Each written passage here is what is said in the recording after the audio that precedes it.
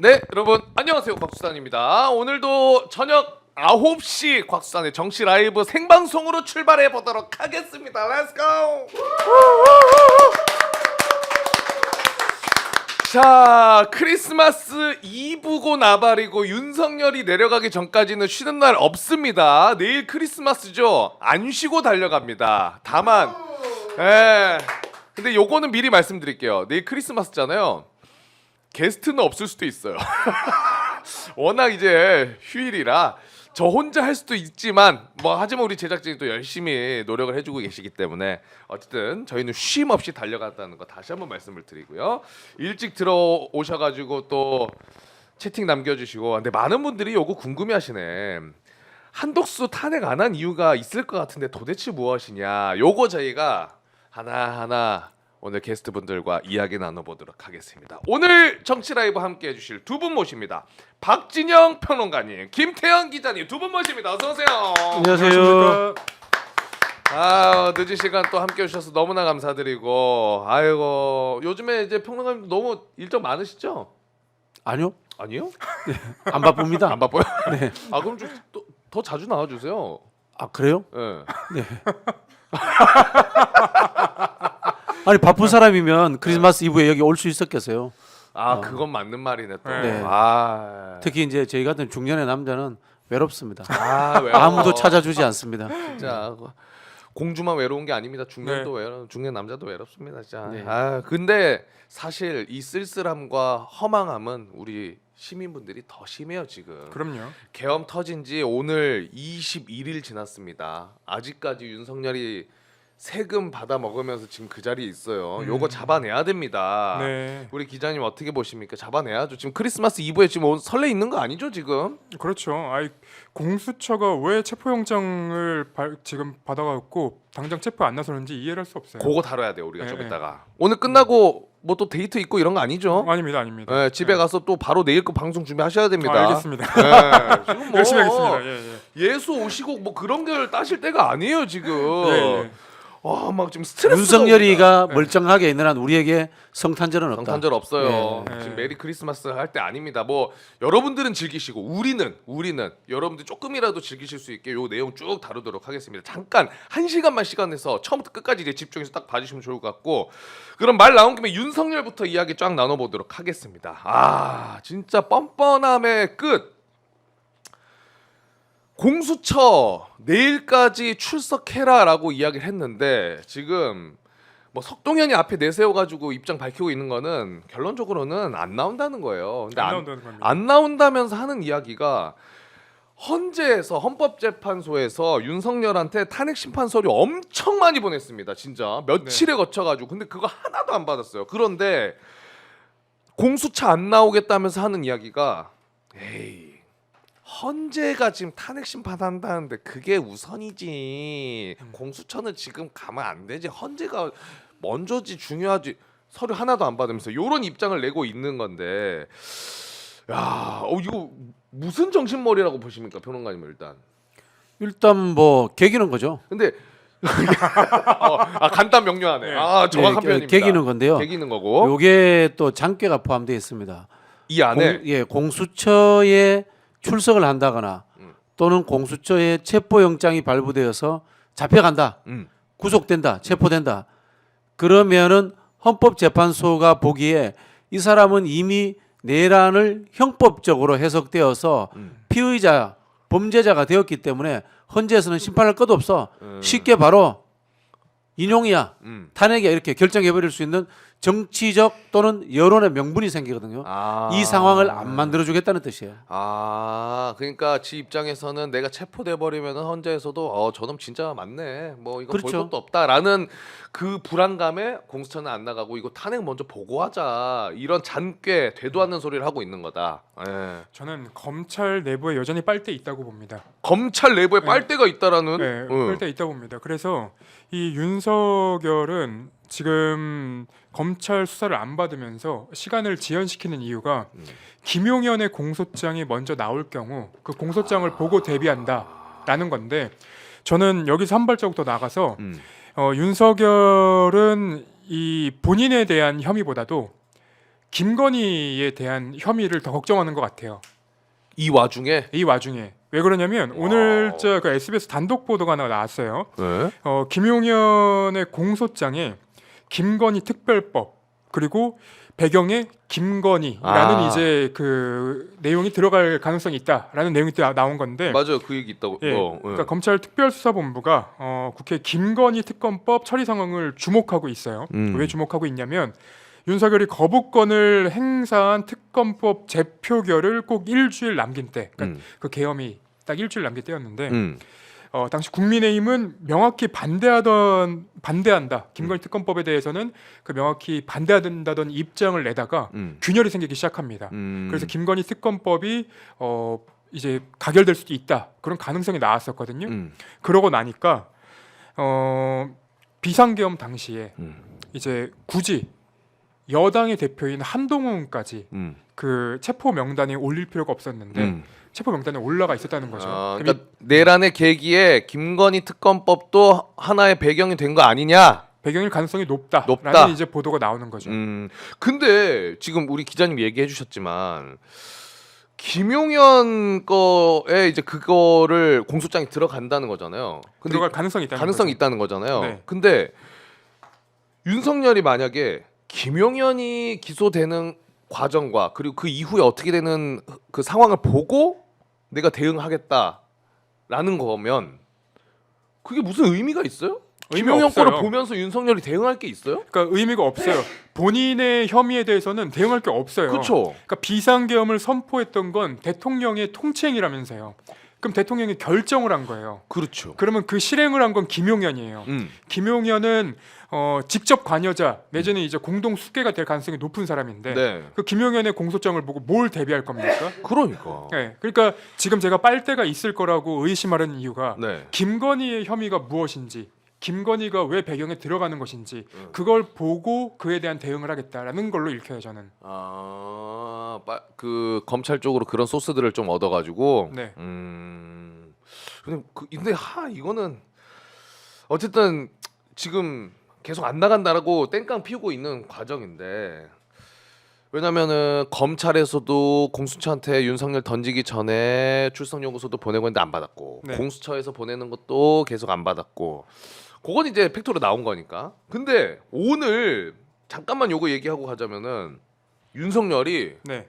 좀 이제 마음이 바뀐 포인트가 하나 있긴 있습니다. 어떤 겁니까? 계속 수치 거부를 하고 있었잖아요. 헌재든 경찰, 검찰이든 공수처는 다. 네. 근데 하나 받았어 드디어. 아하. 와, 천만다행입니다. 뭘 받았는지 이 사진 준비했습니다. 한번 보시죠. 대학생이 보낸 크리스마스 카드를 받았어요. 와, 요거니까 막 얘가 너무 설레는 거야. 우리 대학생들이 그래도 네. 내 크리스마스 쓸쓸할까봐 하트까지 딱 7개 야. 해가지고 보냈거든. 럭키 세븐으로. 네. 그 저거를 받았습니다. 열었어. 예. 받아서 열었더니 숨을 온전히 쉬게 그러니까 반전이었던 거죠. 반전이죠. 하트가 뿅뿅뿅 있었는데 네. 열어보니까 이제 깜빵에 나가라 막 이런 네. 거였던 거예요. 다 열었더니 뭐 저것뿐만 아니라 죄값 치르고 감옥 가라 요런 내용도 있고 뭐 하여튼 반전의 내용들이 있던 거예요. 근데 저거를 그러니까 다른 거는 아예 받지도 않아 놓고 입구에서 저걸 받아준 것 자체도 저는 문제라고 봅니다. 얼마나 이거를 원래 그런 인간이죠. 원래 그런 인간이죠. 다 거짓말이잖아요. 뭐 며칠 전에 명태균 씨 관련해서 녹취록 또 하나 나왔잖아요. 네. 그 좀 이따 얘기할 겁니다. 예. 네, 또 합니까? 예. 삶 자체가 거짓말이에요. 삶 네. 자체가 거짓말이다. 네. 야, 근데 저거를 받는 거를 그래도 확인을 했으니까 내가 봤을 때는 이제 많은 분들이 좀 페이크로 많이 보낼 수도 있지 않을까라는 생각이 좀 드는데. 근데 왜 헌재는 저렇게 못합니까? 헌재에서도 네, 헌재에서도 대통령님 사랑해요. 뭐 이런 거 해놓고 보내면 되는 거 아닙니까? 딱 열면은 딱 열면은 바로 체포? 헌법재판소 의견서 내라 뭐 이런 거. 그리고 스프링이 들어가지고 수갑이 탁 튀어 올라오고 이런 거. 사실상 헌재에서 응원합니다라고 네. 봉투에 써가지고 네. 그걸 딱 받아 열으면은 수치했다. 약간 스팸 메일처럼. 야, 하여튼 진짜 정신 나간 짓을 아직도 하고 있는 건데. 근데 윤석열 관련해서 아까 우리가 처음에 얘기했지만 공수처 출석 안 하겠다, 탄핵 심판이 뭐 우선이다 이런 메시지가 나오고 있는데 이 메시지가 어디서 나오냐? 석동현 통해서 나오고 있는 거잖아요. 네. 근데 헌재에서도 석동현에 대해서 입장을 낸 게 뭐라고 있냐면은 헌재 공보관이 오늘 이 이야기를 했습니다. 석동현 이 사건 관련해서 대리인이 아니다. 그러니까 인정을 아니에요. 안 했어요. 실제로도 아니고. 그런데 뭔데 그 자기가 변호인 그거 뭐라고 하죠? 신청하는 거? 약간 이제 대리인 뭐 이런 걸로 지금 얘기를 하는 거잖아요. 네. 근데 이분을 기자들이 만날 때마다 이분이 그런 얘기를 해요. 나는 정식 그 변호인은 아니다. 그러니까 자기가 그 얘기 하더라고. 근데 왜 나와서 공보 활동을 하냐? 음. 라는 거에 대해서 첫 번째 기자회견 할 때 그런 얘기를 했어요. 나라도 입장을 안 밝히면 이런 얘기를 했는데 그래서 당신이 뭔데? 라는 거에 대해서는 설명을 안 해줘요. 그러니까 네. 아니 사설 대리인, 사설 대리 사설 대변인. 네. 아니 그 JTBC 오늘 보도 그게 있더라고.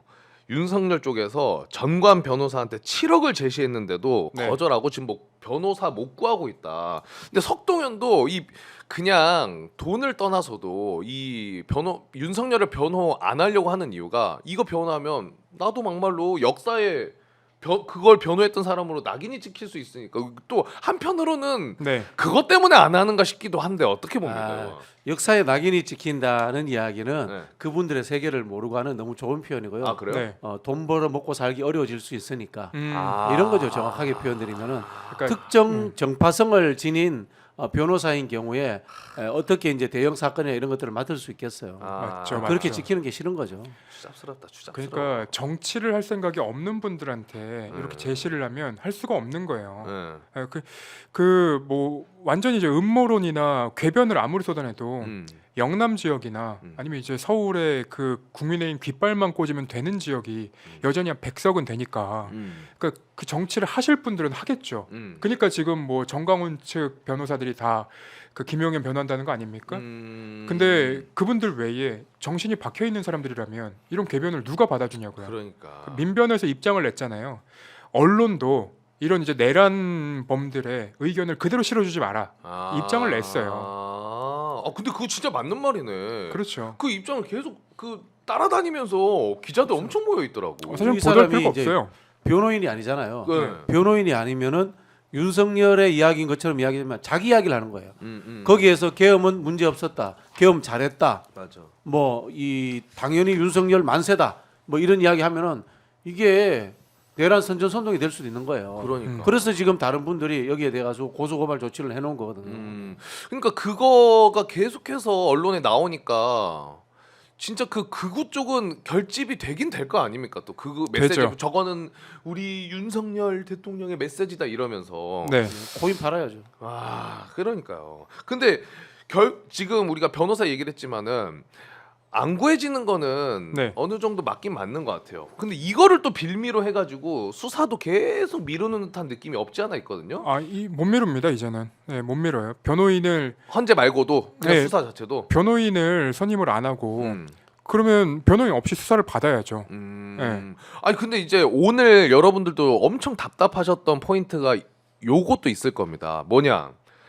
헌재는 헌재대로 이제 가면 되는 거고 네. 국회에서 임명하고 가면 되는 거고 근데 이 처벌의 문제에 있어서는 수사를 또 제대로 받아야 되잖아요. 지금 아까 처음에 말씀드렸던 것처럼 21일이 지났다니까요. 맞습니다. 내란을 일으킨 이후로.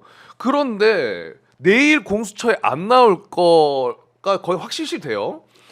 오늘 그 와중에 공수처장이 국회에 나와 있었습니다. 네. 근데 미리 하나만 말씀드리자면 12월 11일에 이 오동훈 공수처장이 법사위에 나왔었어요. 그때는 뭐라고 얘기했냐면 내란 수괴 긴급 체포 가능하다라고 하면서 체포 관련해서 충분한 의지가 있다라고 이야기를 했어요.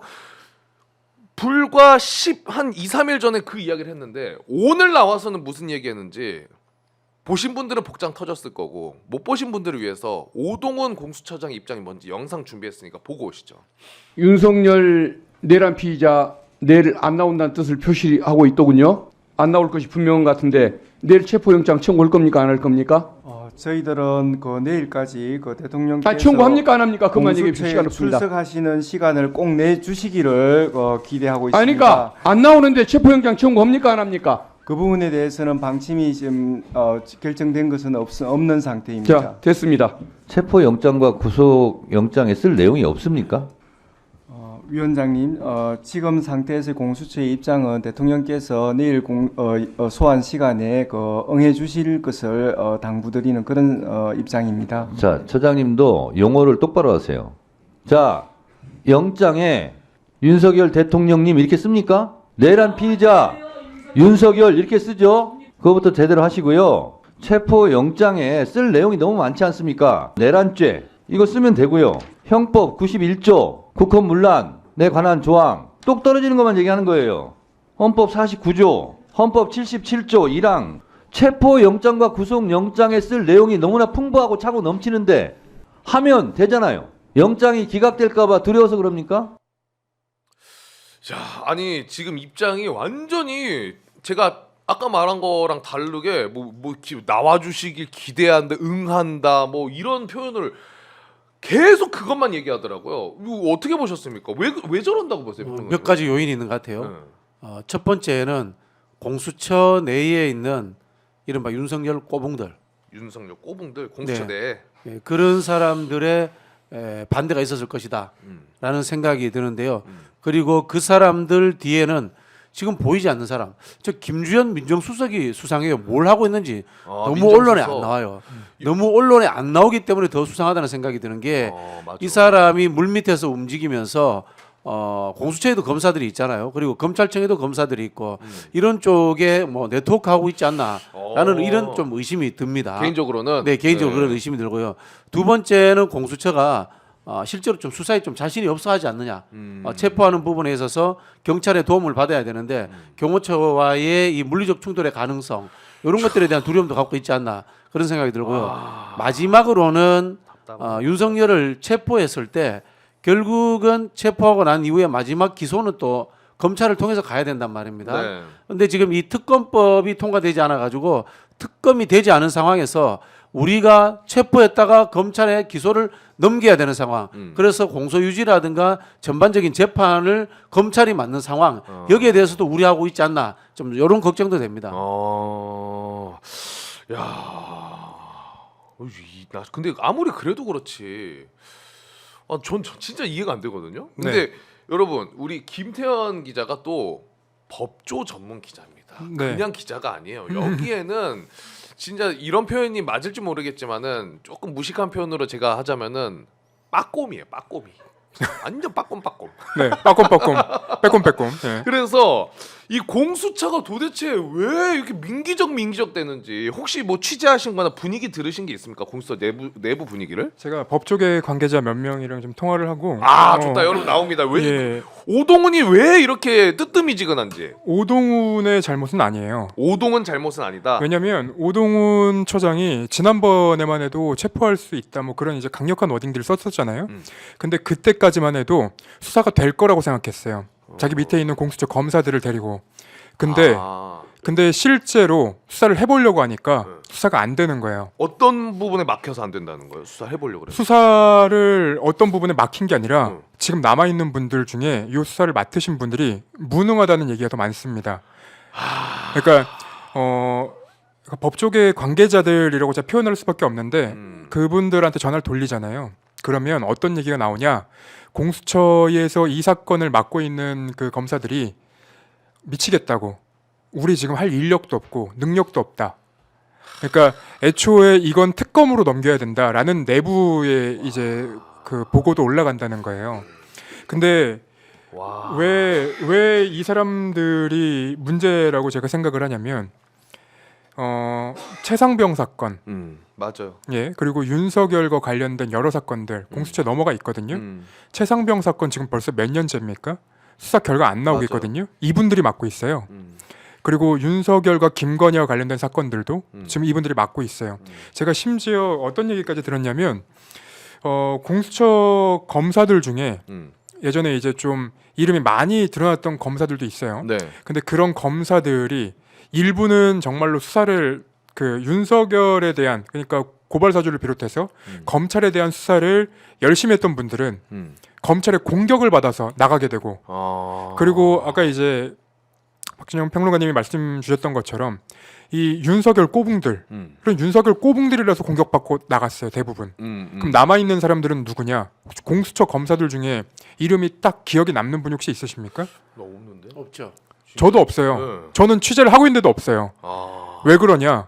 이분들 중에 일부는 정말로 내부에서 사건을 이제 분배할 때 이거 좀 이제 현안과 굉장히 가까운 사건이다. 부담스럽다. 못하겠다. 이랬던 분들. 그런 분들이 남아 있는 거예요. 지금 공수처에. 네, 그러니까 그런 분들이 지금 이제 이 사건을 맡고 있으니 사건은 너무나도 그 지연될 수밖에 없는 거고. 그러니까 오동훈 공수처장도 그 말의 강도가 약해진 거예요. 말만 했다가 또 뭐 어차피 못할 거를 아니까. 네, 그러니까 초기에 오동훈 공수처장이 이 사건이 넘어올 때까지만 해도 그 검사들 믿었던 거예요. 아. 왜냐하면 그 검사들이 외부에 평판 좋거든요. 네. 왜 좋을까요? 이분들은 수사보다도 윗사람들한테 잘하는 거예요. 아. 모두 사회생활이 그래요. 네. 일 안 하면 평판 좋아요. 그래서 제가 평판이 굉장히 나빠요. 그 와중에 자기 옆에. 그거는 일과 상관없는 거 아닙니까? 일과 상관이 있어요. 열심히 해서. 네. 네. 근데 이 평판이 좋은 게 어디까지 평판이 좋냐? 민주당 관계자들한테 물어봐도 그분들 평판은 좋아요. 근데 이분들이랑 직접 이제 일해본 뭐 사람들한테 알아보면 아닌 거예요. 그리고 다른 하나는 공수처가 만약에 이제 그 체포를 하잖아요. 윤석열을 체포하면 20일 이내에 수사를 끝내고 넘겨야 돼요. 검찰에 넘겨야죠. 네. 근데 20일 이내로 할 건지 아니면 경찰 수사하니까 10일 이내에 넘겨야 되는 건지 그것도 협의가 안 돼 있어요. 그러니까 이분 그 공수처 내부에서도 이거 특검 나올 때까지 기다리자라는 이제 목소리가 나오는 거예요. 그럼 체포영장도 그래서 안 치는 거예요? 안 치는 거예요. 왜? 체포영장을 내가 쳤어. 내가 쳤을 때 그 네. 체포영장을 치면 우리의 입장으로서는 빨리 체포영장을 쳐가지고 이 사람 윤석열 잡아 넣어야 돼라고 생각을 하잖아요. 근데 이 10일인지 20일인지 협의도 안 됐을 뿐더러 지금 체포영장을 쓰면 체포영장이 나올 발부가 될 가능성이 높단 말이에요. 법원에서 그래 체포해라 하고 영장 줘. 그게 싫어서 안 하는 거예요. 그게 싫다 오히려. 네. 와. 그렇게 될 경우에는 자기들이 수사를 해야 되거든요. 아니 그러면 저 요거 하나만 여쭤보겠습니다.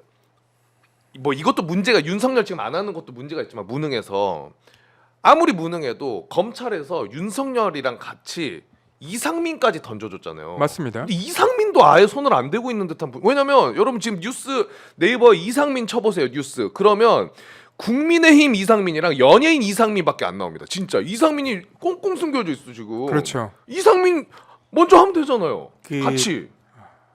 그렇죠. 이제 근데 이런 부분이 있다고 하더라고요. 참 저도 이제 법조 전문가가 아니니까 일단 체포하고 나면은 압수수색이 안 된대요. 법적으로. 예를 들자면 윤석열을 체포하잖아요. 그러면 윤석열이 없는 상황이기 때문에 대통령실을 압수수색이 안 된대요.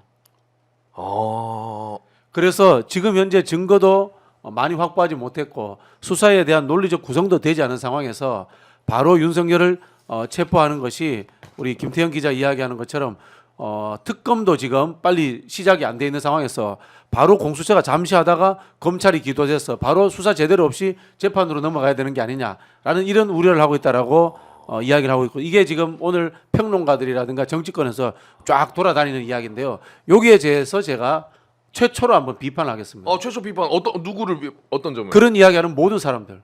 네. 이게 법조인의 꽉 막히고 짧은 생각이에요. 네.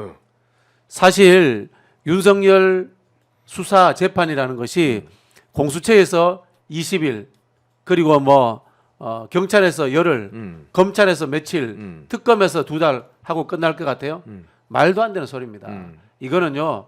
정권이 바뀌거나 윤석열이 완벽하게 탄핵이 인용되잖아요. 앞으로 향후 4년 동안도 할 수 있는 이야기입니다. 할 수 있는 일입니다.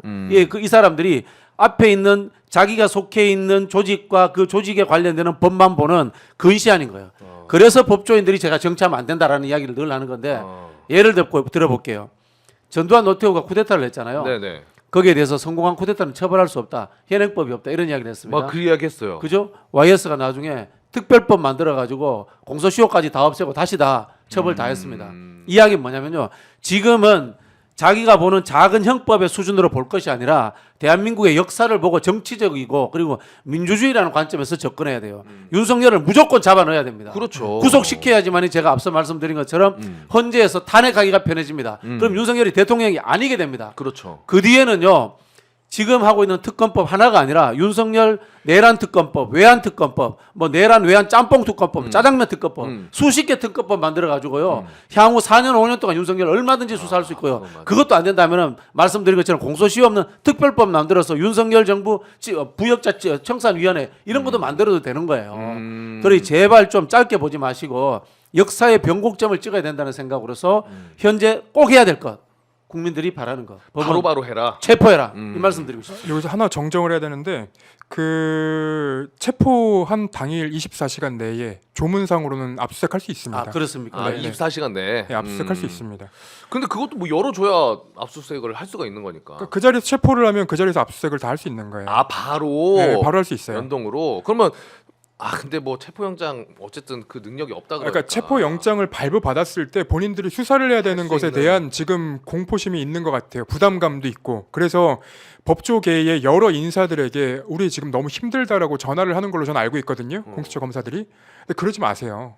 그러지 마세요. 수사하셔야 됩니다.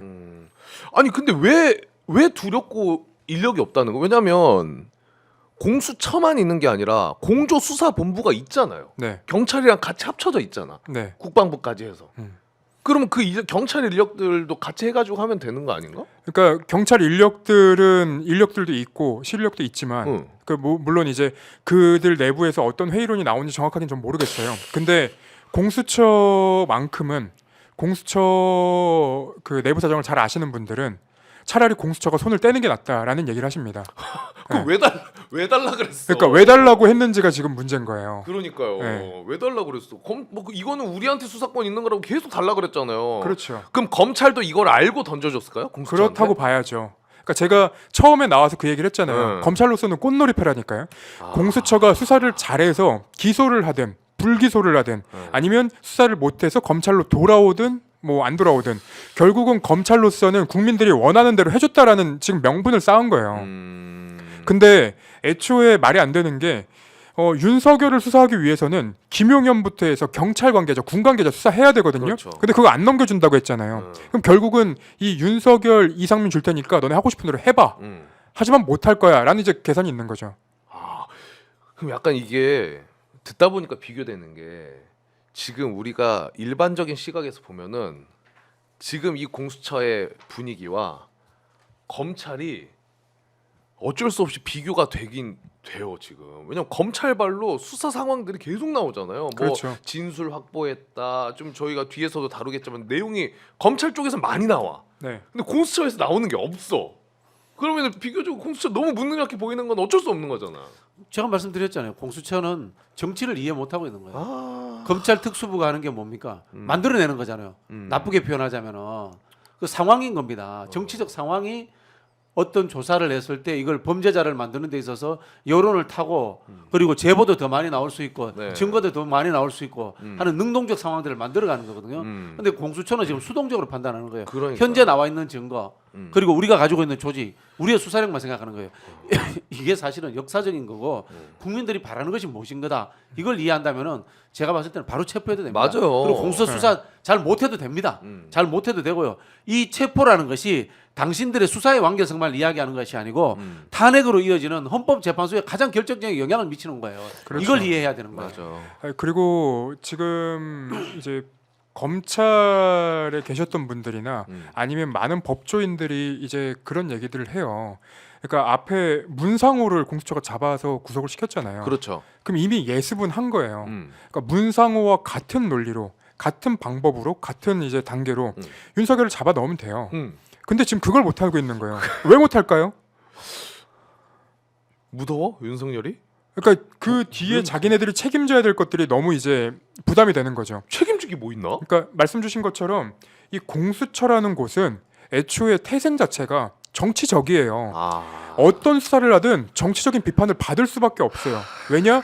검찰을 때리면 그 검찰을 때릴 때 그 시기에 그 정부가 검찰 개혁을 원하든 검찰 개혁을 원하지 않든 민주당을 좀 이제 뭐 싫어하든 좋아하든 결국은 공수처가 하는 수사들은 정치적인 입김이 들어갈 수밖에 없어요. 정치적으로 이제 판단을 받을 수밖에 없고. 근데 너무 정치적이라서 수사를 못 한다? 이거 너무 모순적인 얘기 아닙니까? 그러니까.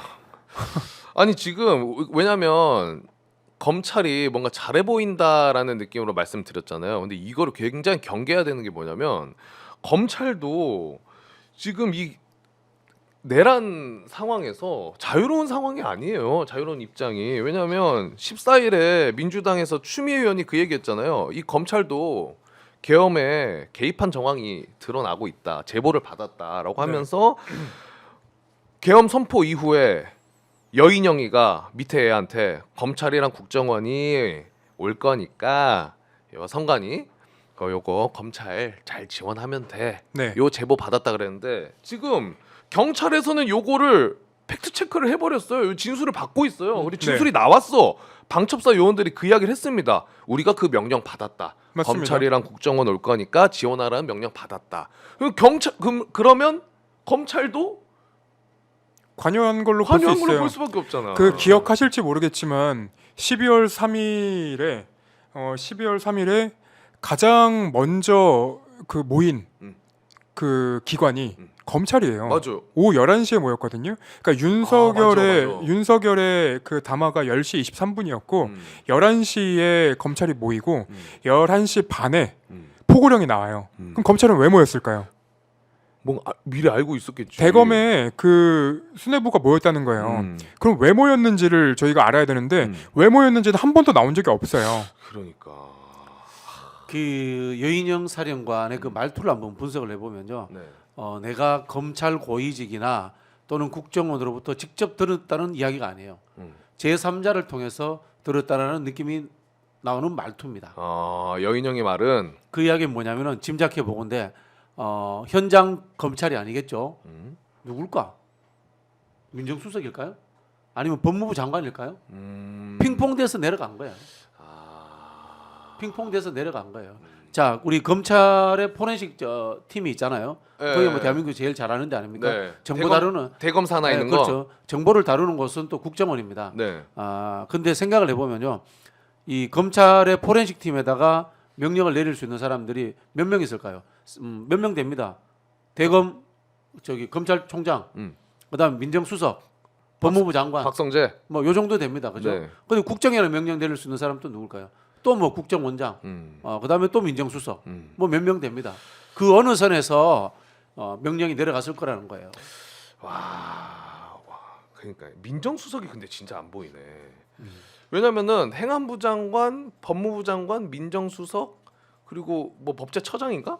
그 다음 날에도 모여가지고 했다잖아요. 넷이서 네. 또 모여 있었잖아요. 네. 이거 굉장히 수상한 거거든 사실 이 모임 그렇죠. 자체도. 네. 그거 가지고 뭐 그냥 밥 먹었다라고 하는 것 자체도 굉장히 의심스럽고. 근데 지금 우리가 공수처의 이런 뜨뜻미지근함한 그리고 기자님이 취재한 그 무능력함 네. 그리고 검찰도 이 내란에서 자유롭지 못한 상황. 그래서 우리가 계속 보고 있는 게 특검인데 요 특검을 안 하고 있는 게 누구냐? 한덕수입니다. 네. 와. 어제 안 할 것 같다라는 보도는 나왔는데 오늘 실제로 국무회의에 이 내란 특검법이랑 김건희 특검법을 안 올렸어요. 그러면서 요거 여야가 머리를 맞대고 뭐 네. 합의 뭐 이런 얘기를 했더라고요. 어떻게 보셨습니까, 우리 평론가님은? 한덕수가 이렇게 그냥 뭐 막무가내 침대 쫓은 거죠. 여야를 머리를 맞대지 않고 올라온 법이라는 것을 뻔히 알면서 머리를 맞댈 일이 없다는 것을 뻔히 알면서 지금 저런 이야기를 하고 있는 거지 않습니까? 개 풀 뜯어먹는 소리 하고 있는 건데요. 이게 왜 개 풀 뜯어먹는 소리인가 하면요. 저 법률안이 통과될 때 195대 85로 통과됐어요. 네. 이미 재석의 3분의 2가 넘어서 통과됐습니다. 맞아요. 그러면은 한덕수가 마음에 안 들면 거부권 바로 행사하면 돼요. 그럼 내려옵니다. 그럼 제2되면 제가 봤을 때 통과됩니다. 네. 그 기간을 지금 막겠다는 거 아니에요. 1월 1일까지 늦추겠다는 거 아닙니까? 최대한. 윤석열이 하는 침대 축구하고 똑같은 침대 축구 하겠다 이런 뜻이에요. 제가 봤을 때는 윤석열과 한덕수는 지금 뒤에서 교감하고 있다. 저는 그렇게 의심합니다. 평론가님 보시기에는 윤석열이가 지금 쉬면서 덕수한테 전화해서 하나하나 소통을 조금 하고 있을 가능성이 있다. 이제 저는 그렇게 의심합니다. 기자님은 좀 어떻게 보세요? 그러니까 왜 이렇게 한덕수가 이 비판을 받아가면서 들어누울까? 아니 한덕수가 이 시간을 끄는 이유는 저는 분명해 보여요. 왜냐하면 윤석열이 죄가 없어요. 자기도 죄가 없어요. 그러니까 시간을 최대한 늦춰야 되고 수사에 혼선이 있어야 되고 그리고 뭐 그 와중에 이제 헌법재판소에서 그 윤석열의 의견서나 뭐 더 이상의 이제 문건을 안 받는 건 상관없이 이제 진행을 하겠다라고 얘기가 나온 거는 본인들이 예상 못했던 일인 것 같지만 수사가 어떻게든 지연이 돼야 자기네가 논리를 만들고 여론을 만들고 그리고 이에 대한 반대 공격에 나설 수 있으니까 반격에 나설 수 있으니까 그 시간을 버는 걸로 좀 보여요. 아, 반격할 시간을. 김태현 기자님이 정말 정확하게 이야기했는데 자, 이 건물에 화재 책임자가 있습니다. 정부가 있습니다. 네. 불이 났습니다. 그럼 정만 책임집니까? 부 같이 부도 책임지죠? 책임져야죠. 그렇죠. 똑같은 겁니다. 계엄 국무회의를 합니다. 누가 소집을 합니까? 총리가 소집을 합니다.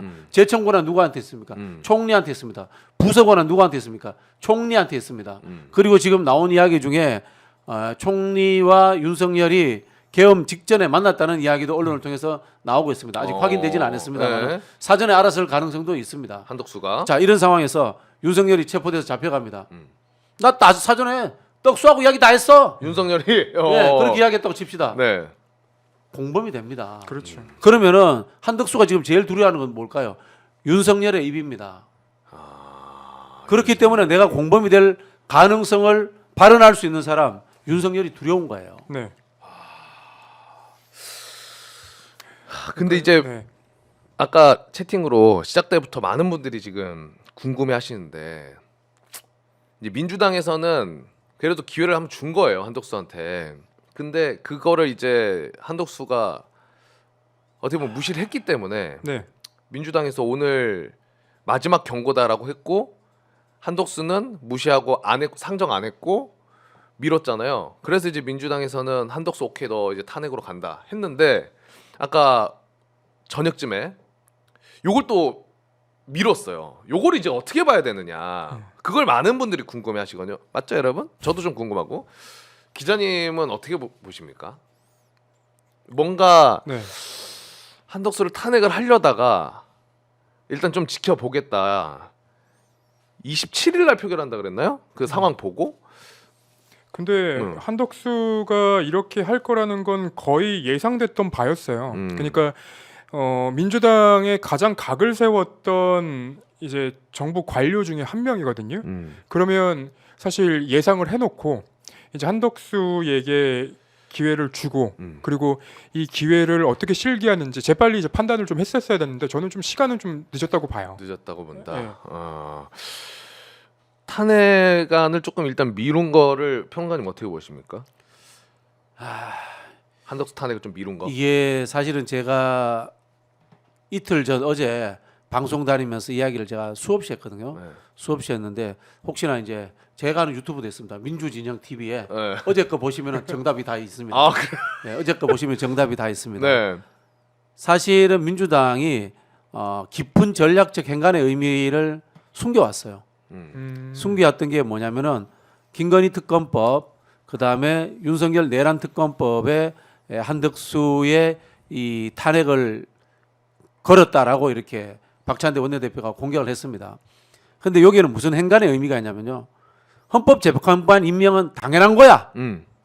이거는 아예 건드리면 안 되는 불문율이야. 라는 것을 민주당이 이미 내포하고 있었던 거예요. 무조건적으로 해야 되는 거. 그렇지, 그건 당연한 거야. 네. 즉 요것만 해준다면은 나머지 부분들은 네가 좀 윤석열 눈치 보고 국민의힘 눈치 봐도 우리가 좀 다르게 생각할 수 있어. 이런 마음이 있었던 거예요. 근데 지금 오늘 나오는 이야기가 헌법재판관 부분에 대해서도 국회에 합의가 있어야 된다라든가 한덕수가 진짜 개풀 떠먹는 소리를 또 하고 있는 거예요. 맞아, 그 얘기 했어요. 맞아. 네, 민주당 빡돈 거예요, 진짜. 이게 뭐야 이거? 건드려서는 안 될 수준의 영역들. 정말 민주당이 빈 공단 만들어 놓고 이거는 행간의 의미야. 제대로 된 이거 건드리면 안 돼라고 했더니 이 부분까지도 지금 한덕수가 건드려 버린 거예요. 그래서 지금 민주당은 한덕수를 탄핵할 수밖에 없는 상황으로 가고 있는 겁니다. 그럼에도 불구하고 헌법재판관 3명 임명이 너무나 중요하기 때문에 이미 한 번 속은 거 한 번 더 속아주자라는 취지에서 제가 봤을 때는 이 헌법재판관 문제를 통과시킬 때까지 한 이틀 지켜보자라는 식으로 흘러가고 있다. 이렇게 해석이 됩니다. 근데 저는 요 궁금증은 있더라고요. 뭐 이틀 지켜보는 거는 그럴 수 있는데 말이라도 아니 너 무조건 탄핵할 거야. 너 기다려라. 넌 진짜 안 되겠다라는 기조를 유지할 수는 있는데 했다가 잠깐 오케이 일단 우리가 탄핵 약간 보류하는데 지켜본다라고 이제 살짝 바꾼 거잖아요. 네. 거기에 살짝의 기대가 생겼던 제 스스로 네. 뭐냐 민주당이 탄핵 아 오케이 너 완전 이거 너도 정신 나갔구나 너 무조건 탄핵으로 간다 했는데 한덕수가 전화한 거야. 그런 거 아닙니다. 헌법재판관은 제가 무조건 하겠습니다. 아닙니다 그런 거 막 이렇게 얘기하니까 좀 헌법재판관 할 거야? 그래 그럼 좀 보류를 일단 간다잉. 김건희 특검법이랑 내란 특검법은 오케이 그건 좀 일단 지금 헌재한다 이거지? 라는 거 아닐까라는 혼자만의 상상? 그럴 수 있는 게요. 모릅니다. 뭐 저는 이제 지도부라든가 민주당 의원들하고 전혀 교류한 적이 없습니다. 교류한 적이 없는데 김건희 특검법 안 하면 어때 지금? 다음에 하면 되지 뭐. 솔직히 말해서. 근데 냉정하게 이게 틀린 말이 아니에요, 여러분. 그죠? 예. 그리고 아까 말씀드렸지 않습니까? 그 법조인들이라든끼리만 공소 유지해서 수사를 얼마나 잘하고 이런 이야기하지. 정치적으로 보면요. 윤석열 탄핵시켜서 대통령이 끄집어내면 언제든지 다시 수사할 수 있어요. 지금 나와 있는 것만으로도 증거가 차고 넘칩니다. 맞아. 그래서 내란법 특검 조금 뒤로 밀려도 별반 문제 없어요. 그러나 제일 중요한 것은 헌법재판관 임명이 돼야지 맞아요. 가장 정당하게 윤석열을 탄핵할 수 있는 거고요. 그리고 윤석열을 체포해야지만이 헌법재판소가 쉽게 탄핵할 수 있는 명분을 만들어 주는 거거든요. 맞아. 저 정도 뭐 이 말단이 이런 생각하면은 민주당 지도부도 그런 생각 안 했겠습니까? 그러다 보니까 수많은 것들을 참고 했던 거예요. 맞아. 그 정확한 말씀이신 게 뭐냐면 여러분들과 우리의 감정은 똑같아요. 김건희도 빨리 끝나고 윤석열도 빨리 막 사형 받고 다 똑같은 마음인데 이게 한 번에 어렵다고 하면 정치적으로 그렇고 막 지금 뭐 여당에서도 막 되도 않는 소리 하고 하면서 늦어질 수밖에 없다고 하면 상황 현실적으로 제일 핵심은 일단 윤석열을 탄핵 파면한다를 듣고 해야 돼. 듣고 이게 가장 핵심이에요. 그러려면은 지금 6명이 있는 거 9명을 채워 놔야 이건 이제 100% 된다고 볼 수 있기 때문에. 근데 6명만 있으면은 우리가 좀 불안함은 있잖아. 그렇죠. 혹여나 한 명이라도 요 반대해 버리면은 탄핵이 안 된다고 생각해. 그럼 얘네들 무슨 짓거리 할지 모른다니까요. 그래서 일단 안전하게 헌재까지 확정적으로 해놓고 헌법재판관까지 9명 채워놓고 이러면 이제 뭐 파면 된다고 보면 되는 거니까. 그 이후에 그렇죠. 사실은 이제 뭐 지나간 일을 자꾸 이야기하면 안 되는데 안타까운 측면이 있는 게 먼저 한덕수를 팬다고 표현하면 공격을 했어야 됐어요. 저는 윤석열 탄핵할 때 한덕수 같이 탄핵해 버렸어야 된다고 봐요. 한 번에 아주 세게 때려야 되는 거예요. 그랬더라면은 그 후임자인 최상목이 강력한 경고를 맞았기 때문에 내가 한덕수처럼 한다면은 나도 잘리겠구나라는 두려움 때문에라도 이 헌법재판관 임명이라든가 특검법을 적극적으로 처리했을 건데 초반에 우리가 유화책으로 나간 것이 살짝 아쉬운 측면이 있다라는 말씀을 드리겠고요. 네. 한덕수와 최상목에 대해서 우리가 인간관계 문제로 접근했던 게 좀 잘못됐던 것 같아요. 사실 최상목이 윤석열하고 훨씬 가까운 사람이에요. 대통령실의 경제수석도 했고 그리고 한덕수는 노무현 정부 때 총리도 했기 때문에 어차피 이 사람 왔다 갔다 하는 사람이니까 대세 기울어서니까 눕지 않겠느냐 이렇게 생각했는데 법률적으로 접근해 보니까 한덕수가 법률적으로 공범의 가능성이 훨씬 높은 거야. 맞아. 왜냐하면은 아까 말씀드린 것처럼 국무회의 소집하는 것도 국무총리가 해야 될 그렇죠. 일이고 제청하는 것도 국무총리, 부서도 그렇지. 국무총리. 그렇지. 굉장히 정부 상태인 거예요. 공범 상태인데 최상목은 그냥 개별 국무위원으로 와서 또 반대하는 발언을 했다는 것이 증언까지 나왔어요. 오히려 이 사람이 법적으로 더 자유로울 수 있었던 거야. 그 판단에 있어서는 우리가 살짝 미스하지 않았나 좀 아쉬움이 있습니다. 네. 그럴 수 있겠네요. 예. 기자님 혹시 뭐 덧붙이고 요거 이제 정리할 건데. 예, 아니 네. 너무 맞는 말씀하셔서 네. 그러니까 한덕수에 대해서는 애초에 그 민주당이 조금 더 지금보다는 강하게 드라이브를 걸었어야 되는 건데 너무 아쉬움이 남죠. 근데 맞아요. 그 지나간 일을 지금 지적해서 뭐 합니까? 음. 앞으로 더 잘하는 일만 남은 거죠. 그렇죠. 맞아요. 요거는 어쨌든 한덕수의 시간을 기다려야 되는 것도 조금 짜증나긴 하는데 어쩔 수 없습니다. 한덕수가 일단 헌법재판관 임명하는 거를 간절하게 우리가 압박하고 언론도 그렇고 여러분들도 그렇고 압박을 하면서 지켜보고 그 이후에 또 이야기 계속해서 나눠보도록 하겠습니다. 오늘 내용이 너무 많아가지고 시간이 벌써 9시 45분이네. 너무 빨리 가는데. 예. 이거 삼청동 이거 안전가구 이거 술집으로 바꾸려고 했던 것도 얘기하려고 그랬는데 이건 그 이미 얘기하셨습니다. 예. 하여튼 뭐 정신 나간 거죠. 이거는 뭐. 예. 원래 그런 인간들이에요. 예. 제가 말씀드린 게 이 인간들은 단순히 계엄을 하려고 했던 것이 아니라 내가 대통령직에서 물러나더라도 처벌받을 수 있기 때문에 박정희 전두환처럼 쿠데타를 해서 영구집권을 해야 되겠다. 일해재단도 만들고 이런 생각을 했던 거고요. 박정희가 뭐였습니까? 안가를 술집으로 썼잖아요. 나도 박정희처럼 안가에 가서 술 먹고 싶어. 노래 부르고 싶어. 그랬던 거예요. 박정희가 거기서 총 맞았잖아요. 그러니까요. 하십시오. 예. 너같은 이 새끼 버러지 같은 놈 끼고 정치하니까 막 이러면서 막 너 너무 건방져 이러면서 총 맞. 정치는 대국적으로 하십시오. 대국적으로 하십시오. 아니 근데 이게 지금 너무 뭐 곁다리로 가는 경우 그 내용들이에요. 사실은 안가를 뭐 술집을 바꾸려고 했다 이런 얘기들은 사실 좀 곁다리로 가는 거고 맞아요. 결국은 이 내란죄 그러니까 이 비상계엄을 하고 나서 뭘 하려고 했는지 이 부분에 좀 집중을 해야 되는데 맞아요. 뜬금없이 이제 뭐 김건희 성형 뭐 성형외과 같다 이런 얘기들이 빠지면은 좀 헷갈릴 수 있어요. 결국은 후반으로 갈수록 기사들이 이 중요한 기사들만 남게 됩니다. 좋은 지적입니다. 네. 그래서 우리가 곁다리는 오늘 그냥 스무스하게 좀 넘어가고 다시 한번 이 뭘 하려고 했는지 다시 네. 한번 윤석열이 얼마나 무시무시하고 거기에 관련된 놈들은 누가 있는지 상기를 시켜야 됩니다. 뉴스도 계속 나오고 있고 지금 경찰에서는 93회 이기갑 여단장이 입건이 됐습니다. 네. 노상원이 아시죠? 노상원이 이 노상원이가 롯데리 지금 오늘 뭐 기자도 막 노려보고 그랬으면 뭐 질문하고 막 이러니까 근데 노상원이가 롯데리아 회동 우리가 막 너무 어이가 없었잖아요. 근데 그게 한 번이 아니라 심지어 두 번이었어요. 네. 한 번은 우리가 많이 다뤘고 근데 두 번째 롯데리아 회동 때 갔던 게 이제 노상원이 불러서 93회 육군 2기갑 여단장 요거가 계엄 당일입니다. 맞습니다. 당일날 롯데리아 회동을 한 거죠. 근데 이 93회가 원래 우리 보도는 뭐 이렇게 장갑차랑 탱크 몰아서 오려고 93회를 이렇게 썼나 했는데 그것뿐만 아니라 또 하나 어마무시한 게 나왔더만. 맞습니다. 네. 그러니까 노상원 라인이에요. 93회는. 그러니까 93회를 포함해서 몇몇이 이 계엄 사령부의 주요 요직에 있는 사람들로 네. 채워질 뻔했던 거죠. 93회를 포함해서. 그래서 김용현이 계엄 뭐 전후로 해서 이 인사 발령 냈던 그 내용을 보면 요 사람들이 지금 다 들어가 있는 거예요. 그러니까요. 그 계엄이 선포가 되면은 원래 제가 기사 본 걸로는 방첩사 중심으로 해서 수사단인가? 그렇죠. 합수단이라고 하죠. 합수단. 전두환이 했던 네. 그게 이제 보안사 합수단이죠. 그렇죠. 거기서 이제 뭐 누구 잡아들여서 수사하고 네네네. 이런 건데 원래는 이제 그것만 있는 건데 이번에는 정보사 라인으로 따가지고 수사단을 하나 더 만들려고 했다는 정황이 오비들까지 나오는 거잖아요. 포함해서 한다는 거 아닙니까? 수사제 그렇죠? 2단. 네.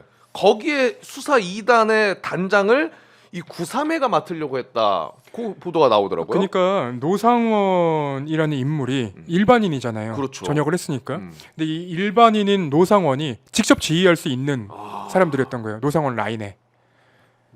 수사단을 만들어 가지고 그렇죠. 뭐 하려고 그랬을까요? 그게 뭔지 아세요? 뭐예요? 이제 두 분이 젊으셔서 잘 모르는데 네. 이게 1960년도에 박정희가 5.16 쿠데타 일으키고 만들었던 혁명재판소예요. 혁명재판소예요. 이 사람들은 애초에 계엄이 아니라 애초에 군사 쿠데타를 준비했던 거고 네. 민간인이 군인을 지휘하잖아요. 이건 군사 반란이에요. 그렇죠. 전형적인 군사 반란, 민간인이 지휘하기 때문에 어. 민간인이 계엄에 들어와 가지고 직책을 맡지 않습니까? 이게 전형적인 쿠데타예요. 그러네요. 자, 그러면 뭘 하느냐? 야인 시대 보셨죠? 봤죠. 야인 시대 보면은 박정희가 쿠데타 일으킨 다음에 자기들 말로 혁명재판소입니다. 우리가 보기에는 반란재판소인데 네. 그렇게 해가지고 임하수, 이정재 깡패들 목에다가 이거 걸어가지고 길거리 돌아다니게 하고 맞아요. 군사재판, 이른바 혁명재판 해가지고 전부 다 사형시켜 버립니다. 이런 일들을 하려고 했던 거예요. 그래서 이게 쿠데타 준비를 했던 거지 우발적인 계엄이 아니다라고 보는 것이고요. 만약에 여기에서 사전에 모의했는 것들이 하나회라든가 어떤 조직이 존재했다. 알짜회 같은 그럼 이게 뭐가 되는지 아세요? 반국가 단체도 되는 거예요. 그렇죠. 심각한 상황을 그러네. 노상원 씨가 자신 스스로가 증명해 주고 있어요. 그러니까 오늘자로 보도된 것들을 좀 살펴보면 그 백령도 작전 그게 노상원 수첩에 있었다는 수첩에 거죠? 있었다는 거죠. 이것도 무슨 의미인지 모르겠다. 백령도가 갑자기 왜 나오는지. 그러니까 두 개의 정보를 좀 합쳐야 돼요. 네, NLL에서 북한의 공격을 유도하려고 했다. 맞아요. 그리고 백령도 작전 이 두 개를 합치면 어떤 일이 생기냐면 백령도 작전 플러스 이 노상원의 이제 수첩에는 언론인, 판사, 정치인, 뭐 공무원 그리고 뭐 선관위 직원 뭐 이런 사람들이 지금 수거돼 가지고 그렇죠. 수거가 돼서 처리가 돼야 될 그 목록에 올라가 있거든요. 그러면 이제 아까 공개된 거에는 그 윤석열이 굉장히 싫어하는 이성윤 의원도 맞아요. 이름이 들어가 있었는데 네. 이 수거를 한다는 것은 결국은 이게 이제 살아있는 사람한테는 그런 수거라는 단어를 쓰지 않거든요. 그렇죠. 그러니까 죄송하지만 노상원 좀 치워주세요. 아우 좀 쳐다보고 있는 거 아니에요? 기분 나쁘게. 아우 계속 뛰어나가 깜짝 놀랐네. 네. 그러니까 백령도까지 이 배를 태우고 가서 그 근방에서 북한의 그러니까 공격을 받게 하면 이건 이제 이 사람들의 죽은 건 우리가 한 게 아니다. 아 그렇게 볼 수도 있겠네. 그러니까 두 개를 정보를 합치면 이런 이제 결과가 나오죠. 이게요 저기 옛날에 박정희하고 전두환이 다 했던 거예요. 예비검속이라고 해가지고 계엄령하면서 다 잡아들이잖아요. 네. 그렇게 해서 뭐 A급, B급, C급 분류하고 그다음에 우리 여기 있는 4명 정도 이제 D급 정도들은 네. 나중에 삼청 교육대 보내가지고 목봉체도나 열심히 시키고 목봉체조. 그리고 저기 뭡니까 그 최민수 모래시계 나오잖아요. 아마 그런 급은 그렇게 되는 거예요. 이 군사 쿠데타 획책을 애초에 했다는 뜻입니다 이게. 네. 그리고 노상원이 이 SBS랑 인터뷰를 또 해요. 그 체포 직전에. 아 맞아요. 네, 근데 요 내용들 중에 좀 의미심장한 내용이 있는데 제가 왜 의미심장하다고 하다면 윤석열이 담화를 발표할 때 했던 얘기가 그대로 들어가 있어요. 노상원 발언에. 네, 노상원 발언에. 그러니까 노상원이 뭐라고 얘기하냐면 윤석열이 언급할 때는 그만한 확신과 근거가 있어서 했겠지. 그냥 국민 앞에서 헛소리하지 않을 것. 이건 이제 부정선거론을 얘기하는 거예요. 아 네. 그리고 자신이 가입한 예비역 장성들의 모임 대수장이라는 곳이 있는데 이게 줄임말이에요. 대수장이 뭐냐면 대한민국 수호 예비역 장성단이라는 곳이 있는데 맞아, 우리가 여기서 한번 부정선거를 공부를 했다는 거예요. 노상원이. 네.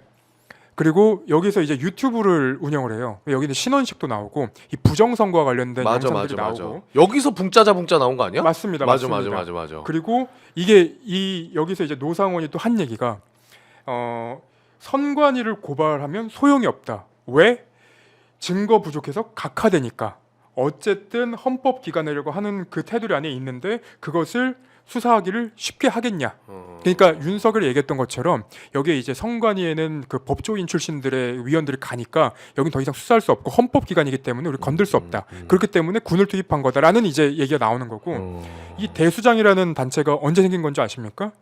이거 얼마 안 된 걸로 제가 알고 있는데. 네, 2019년에 9.19 군사합의 때 군사합의 폐기를 외치면서 만들어진 단체예요. 그러니까 문재인 대통령의 그 김정은이랑 그 USB 그거를 이제 들고 나올 만한 사람들이 이 사람들이었던 거죠.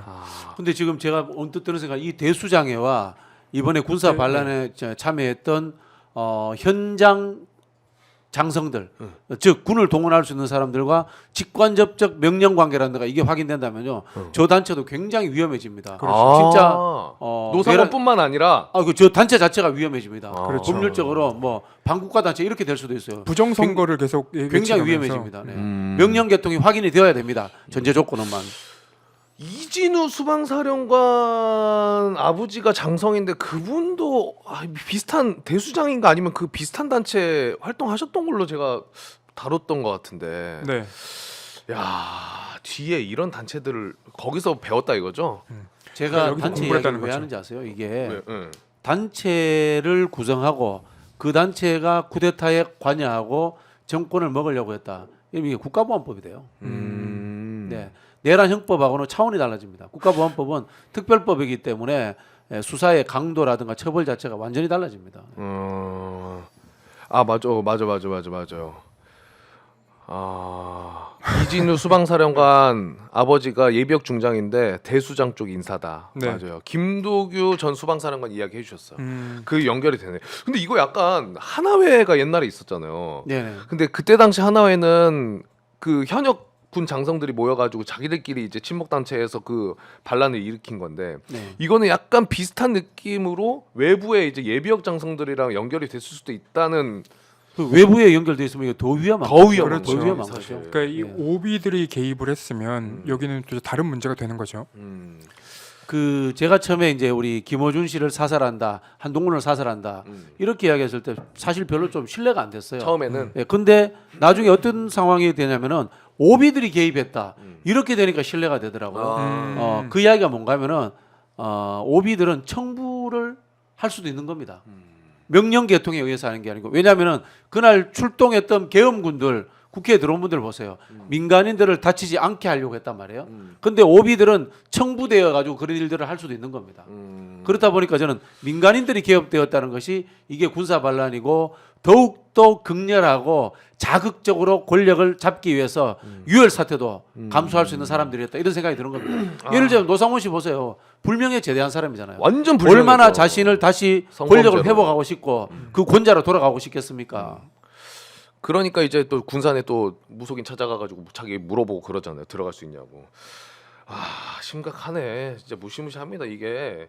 그리고 뭐 오늘 오전에도 굉장히 그 무서운 발언이 박선우 의원이 그 이야기 하셨잖아요. 네. 블랙 요원들 복귀 지금 안 했다.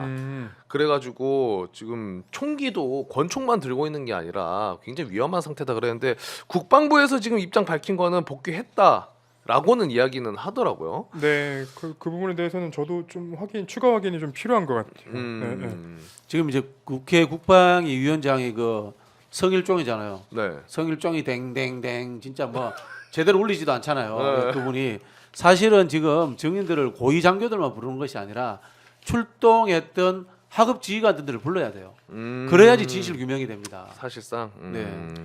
그리고 그 블랙 요원들뿐만 아니라 이제 좀 짚고 넘어가야 될 소식 중에 하나는 이제 예전에 무인기 북한에 날아갔던 무인기 얘기가 한번 나온 적이 있었잖아요. 네, 그 무인기 그렇죠. 컨테이너가 불탔다 이 얘기도 나왔었는데 맞아.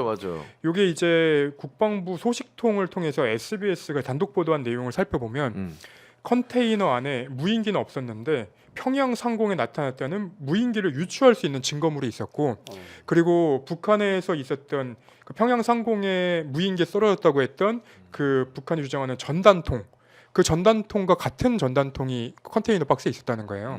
그러니까 북한을 도발하려고 했던 그 정황들 이런 증거들을 지금 없애고 있는 거 아니냐 지금 이런 의혹 제기도 계속 나오는 거죠. 무섭다 무서워. 근데 오늘 법사위에서도 전현 의원이 요 내용을 공개했는데 이것도 무서운 얘기네. 무기 소지하고 있는 블랙 요원으로부터 제보를 받아서 현재 복귀 명령을 받지 않고 있다. 청주공항 여기에 폭발 임무를 받은 블랙 요원이 있었고 사드 기지 테러 임무를 맡은 요원. 이거 와 진짜 무섭네. 근데 이게 만약 팩트면은 그러네요. 진짜 국방부 대변인 전하규 네, 네네 대변인 그 사람이 거짓말한 건데 이 사람도 계엄 당시 때 그 지통실 내려가고 했더만 보니까 그렇죠. 예, 지금 이제 이 사람도 아예 자유롭지는 않아요. 얼굴에 눈물 한 방울 찌 흘리면서 네. 제가 그 당시에 상황 판단을 잘못해서 이런 사람들 있지 않습니까? 예. 계엄 성공했으면은 윤석열 장군 만세 만만세 100년 동안 영도자로 모십시다. 그러니까요. 이거 저기 윤석열 유일 사상 체계 이런 거 만든 사람들이에요. 왜냐면 국방부에서 지금 뭐 나오는 거에 있어서 하나하나 이렇게 해명이라고 하면서 하고 있는데 그 굉장히 신뢰하기 어렵습니다. 그리고 오늘 또 하나 나왔던 게 뭐 저희가 준비는 안 했습니다만 간단하게 얘기하자면 한국은행에 일공수 특전여단이 들어가려고 했던 그 공문 보내고 네. 일공수가 거기를 원래 들어가는 데가 아닌데 왜 들어가려고 공문을 보냈을까? 심지어 테러 대비 훈련은 이미 했는데도 공문을 보내면서 했다는 것 자체도 만약에 HID가 복귀 안 한 상황에서 그 공문이 갔다는 것도 연결이 되지 않나라는 생각이 좀 들더라고요. 어질어질합니다. 네, 어쨌든 요 상황들은 계속해서 수사를 통해서 나오고 있으니까 이거를 잊지 말고 굉장히 위험한 생각을 하고 있었고 그리고 실천을 했고 성공했으면 큰일 날 뻔했다라는 걸 계속 우리가 상기를 시키고 있어야 됩니다. 자, 그러면 요 정도로 일단 정리를 하고 또 하나 다뤄볼 게 요거와 마찬가지로 명태균 이슈도 뻥뻥 터지고 있습니다. 명태균 관련 의혹 이야기를 해볼 텐데 민주당이 명태균 녹취록을 추가로 공개를 했습니다. 첫 번째 시간 그 타임테이블별로 달아보면 22년 3월 중순입니다. 요때는 윤석열이 당선된 이후죠. 3월 중순이니까 네. 3월 3월 9일에 9일에 당선이 됐으니까. 근데 명태균이 김영선 공천 꽂아줬던 김영선이랑 3월에 통화를 하는데 여기서 윤상현 재서봐 1년 지나면 다 뽑아줘 했던 윤상현 의원의 이름이 등장하는데 무슨 내용인지 직접 듣고 오시죠. 아까 내가 통화했는데 형님 내가 했지 내가 원내대표 나가 있어 그랬더니 자기가 무슨 외교통상부에 어떻고 13년이 됐고 무엇이 어떻고 막 떠들자 내가 잘 모르겠고 그냥 원내대표 나가고 해 나갈랍니까 그랬더니 나가겠대 제발 좀 술 좀 먹지 말고 가리 가서 만나 있어 그러니까 알았다 시킨 대로 할게 근데 예? 그 뭡니까 그 신문에 그 상태 안 좋은 것들 그 이상한 것들 그런 것들하고 술 먹고 앉아갖고 내보고 형수한테 이야기 좀 잘해주라 하거든 안 그래도 일단 4시에 만나러 가야 그랬더니 니만 믿는다 했어 알았어 그것도 막 급해가 막 외교통상부에 내가 몇 대에서 이력을 막 얘기해 내한테 이력만 이야기해서 뭐합니까 그거 어떻게 들으셨습니까? 저는 요약하자면 윤상현 씨가 외교부 장관 가고 싶어서 명태균 통해서 김건희에게 로비하려고 했다. 그렇죠. 뭐 이렇게 정리되는 스토리네요. 깔끔한 정리입니다. 네. 근데 명태균 씨가 저게 과연 허세일까요? 저는 이제는 명태균 씨가 뭐 살을 조금 붙일 수는 있어도 아예 허황된 얘기를 만들어서 하는 사람 같지는 않거든요. 주변 사람들한테 얘기한 게. 맞습니다. 그죠? 그러니까 이 명태균이 했던 얘기 중에 자기 주변 사람들한테 그 김영선 공천 관련해 가지고 윤석열을 통화한 뒤에 곧바로 마누라한테 전화 오대 이 얘기를 한 적이 있거든요. 맞아요. 근데 그거 실제로 녹음 파일 지금 확인이 됐어요. 나왔습니다. 예. 네. 그거 마찬가지로 그럼 같이 이야기를 해볼 텐데 왜 명태균이 마냥 허황된 얘기를 안 하는 것 같냐? 그게 기억나시죠? 말이 많네. 네. 진짜 평생 은혜 잊지 않겠습니다.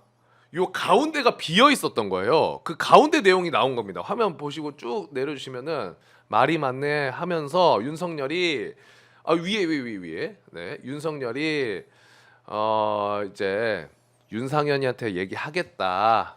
한 번 또 얘기해요 마지막에. 내가 윤상현한테 한 번 더 얘기할게 공관위원장이니까 여기서 하나의 거짓말 걸리는 거 지난번에 윤석열 기자 간담회 하면서 나는 공관위원장 정진석인 줄 알았다 얘기했잖아요. 그거 네. 바로 거짓말 잡힌 겁니다. 요 가운데 나온 거고 그리고 김태형 기자님이 얘기한 게 요 포인트입니다. 맞습니다. 기존에 나와 있던 거는 명태균이 지인한테 와 그거 통화하고 나니까 마누라 전화 오대. 맞습니다. 전화 와가지고 왕사님 윤상현한테 전화했습니다. 보안 유지하시고 내일 네. 취임식 꼭 오십시오. 요것만 공개됐었잖아요. 그래서 그 맞습니다. 당시에 명태균이 저 사기꾼이 그냥 헛소리 한 거일지 어떻게 하냐 왜 저걸 굳이 그때는 다 믿냐 그랬는데 나왔잖아요. 그 이제는 확인이 되는 거예요. 확인이 됐잖아요. 그러니까 이게 이제 시간까지도 구체적으로 나오는데 음. 당선되고 나서 이제 오전 10시쯤에 윤석열이 명태균한테 전화를 합니다. 그리고 나서 이제 당에서 말이 많네. 그리고 윤상현한테 한 번 더 얘기할게요. 공관위원장이니까 얘기를 하고 나서 50분 뒤에 이제 김건희가 전화를 하는 겁니다. 50분 뒤에. 그 50분 뒤에 전화를 해서 그 김건희가 당선인이 지금 전화를 했다.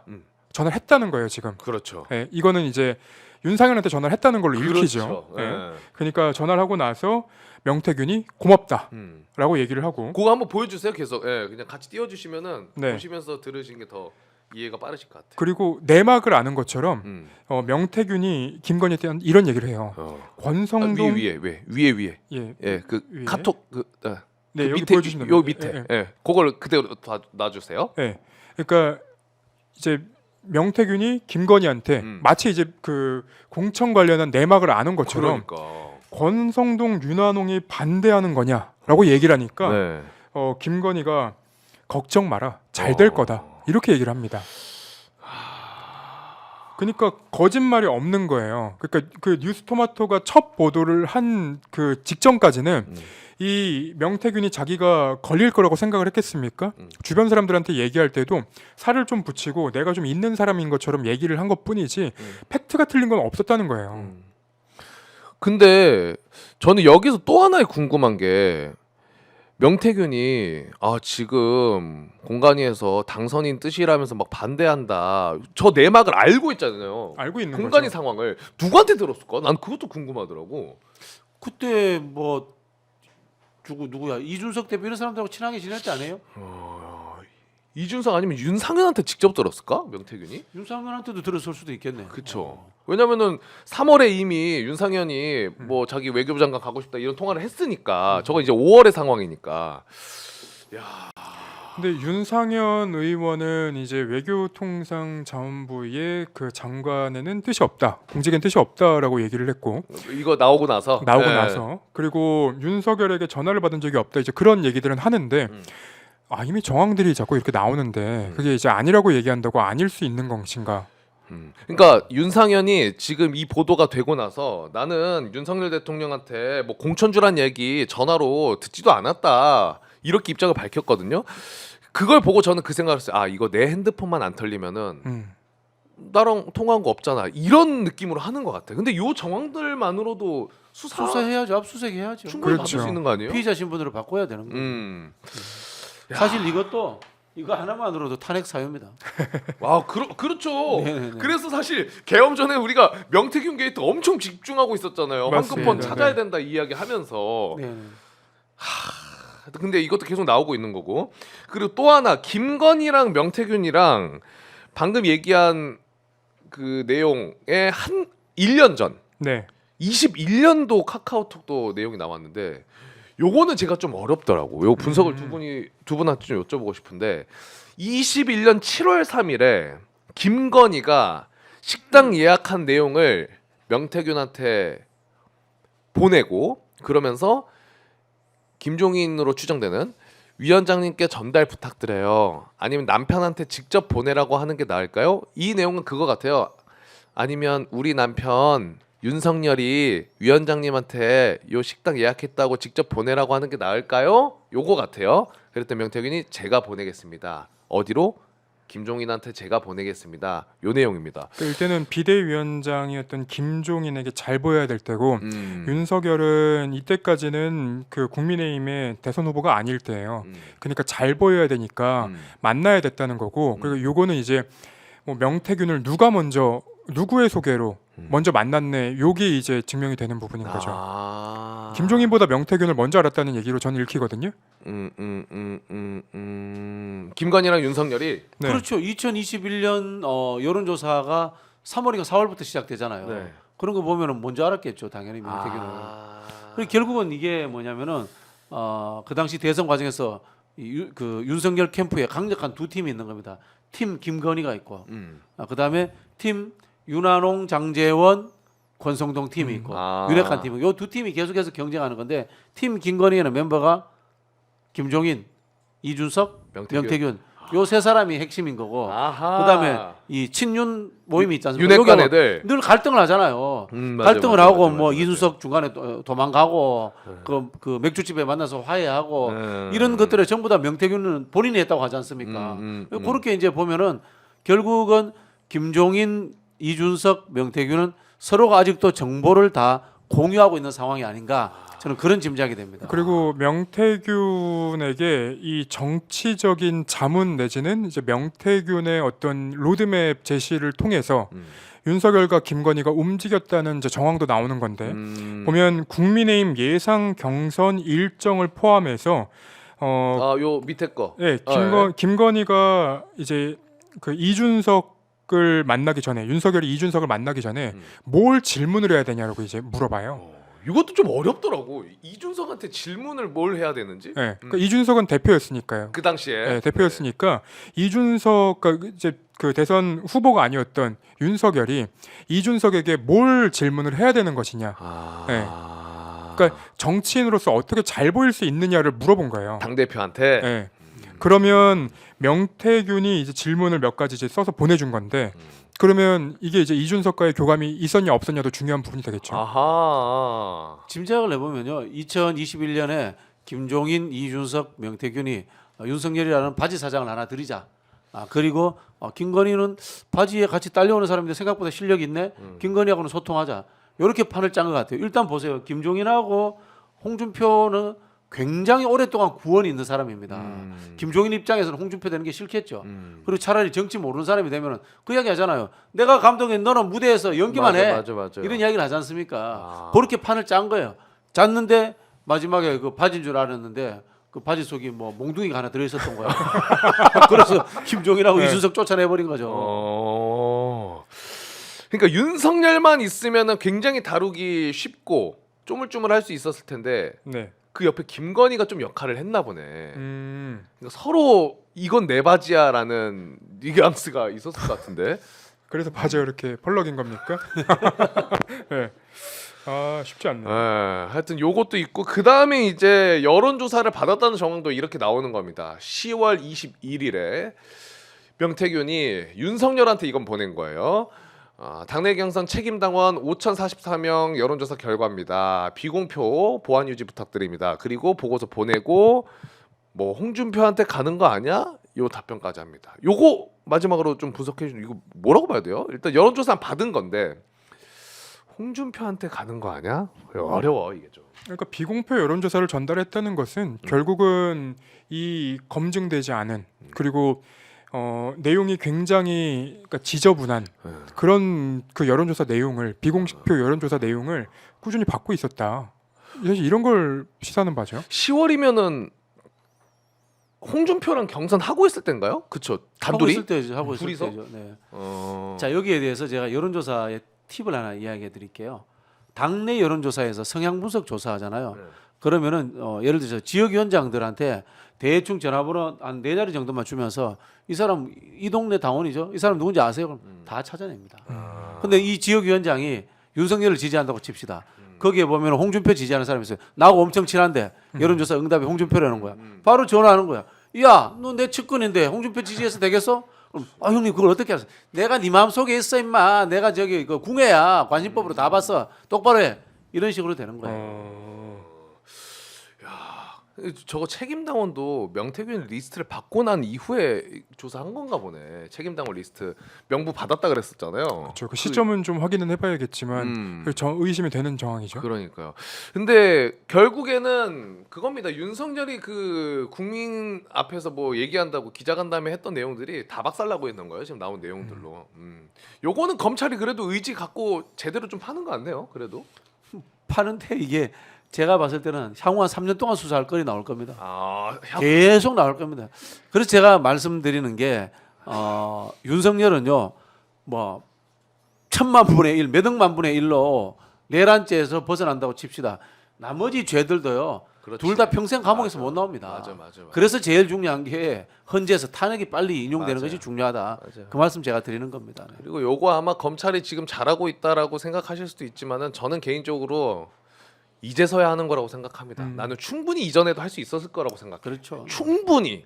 근데 이제 끝났다고 생각하니까 부랴부랴 막 하는 듯한 생각이 좀 들고. 마지막으로 요거만 얘기하고 마무리하겠습니다. 이제 비대위원장, 국힘 비대위원장 있어야 되는데 거기에 권영세 의원이 비대위원장 맡게 됐습니다. 어떻게 좀 권권 체제라고 이제 하는데 근데 네네. 제가 들어보니까 권영세는 그래도 좀 합리적이다라는 평가를 하는 분들이 있긴 있더라고. 어떻게 보십니까? 글쎄요, 뭐 합리적인데 지금 비대위원장 하겠어요? 그렇죠. 정답. 자리에 눈이 먼 거죠. 정답. 자리에 제가 눈이 합리적이라는 건 아니고. 멀어가지고 서울시장 나가려고 준비하는 겁니다. 네. 서울시장 권영세? 나가려고 준비하는 거다고 봐야 되겠고요. 권영세도 윤석열은 이미 갔다, 끝났다, 골로 갔다. 뭐 이런 판단을 할 겁니다. 권영세도. 다만 세력을 흐트러뜨리지 않겠다. 친윤이라고 자기들이 모았던 세력을 흐트러지지 않겠다. 그걸 가지고 대선도 치르고 이 중에 또 한 덩어리 내가 차지해가지고 서울시장 가야지. 하나의 도구로 생각할 겁니다. 그러니까 여기서 하나만 그냥 얹어서 설명을 하면 사실 권권 체제가 중요한 것보다도 왜 갑자기 국민의힘의 홍준표, 오세훈, 이준석, 이준석은 국민의힘은 아니지만 범국민의힘 계열이라고 본다면 왜 이 사람들이 갑자기 조기 대선을 얘기하고 대선 출마를 얘기하느냐? 그러니까. 이 사람들의 공통점은 명태균 게이트입니다. 그러니까 그 국민의힘에서 매번 이재명 대표를 비판하는 게 있거든요. 그러니까 선거가 시작되기 전에 재판을 빨리 끝내라. 근데 그 말은 이제 본인들한테도 똑같이 적용이 되는 겁니다. 조기 대선이 시작되면 자기들 명태균 게이트 수사 안 받거든요. 야, 그 사람들도 조기 대선 바라겠네요. 그렇겠죠. 아. 그래서 조기 대선을 하자고 하는 겁니다. 네. 아, 그럴 수 있겠네. 아.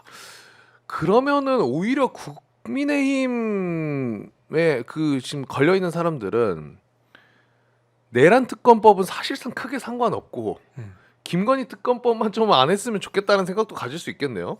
그러니까 이 지금 상황이 길어지면 길어질수록 그 국민의힘 입장에서는 이제 이득이죠.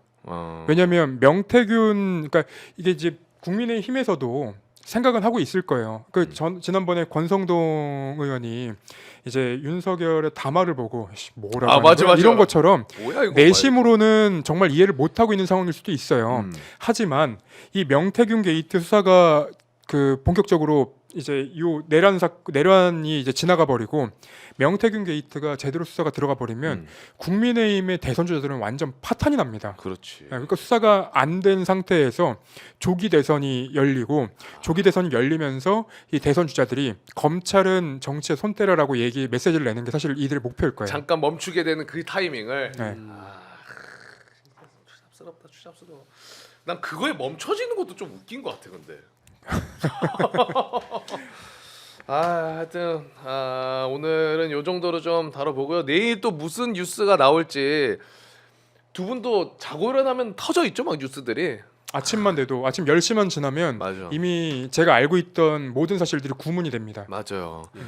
그래도 윤석열 체포됐다. 이 뉴스를 가장 바라고 있습니다. 그렇습니다. 진짜 우리가 항상 원하는 거고 내일 매일 좀 기분 좋은 뉴스 하나라도 올라오기를 기대하면서 꾸역꾸역 잠드는 하루하루인 것 같습니다. 그리고 우리 제작진분들도 제가 아침 한 9시 10시 일어나잖아요. 그러면 카톡이 130개가 와 있어요. 왜 10시에 일어나십니까? 예?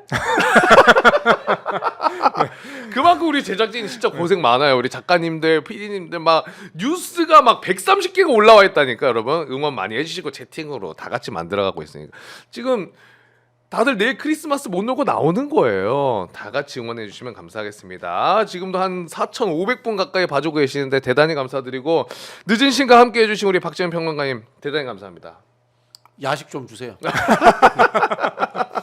저희도 조금 돈 좀 벌어가지고 네. 여기 좀 바 형태로 바꾸겠습니다. 안가처럼요? 네, 오마이 안가로 해가지고 바 형태로 좀 바꿔보는 거 검토해 보겠습니다. 오마이 캠핑장 어때요? 우리 김태형 기자 캠핑도 좋아하는. 너무 좋아하는데 오마이 네. 캠핑장을 한번 그것도 좀 투자할 거예요? 아니요? 저거 하면 되잖아. 저기 네. 그 캠핑 장비 좀 갖다 놓으면 되잖아요.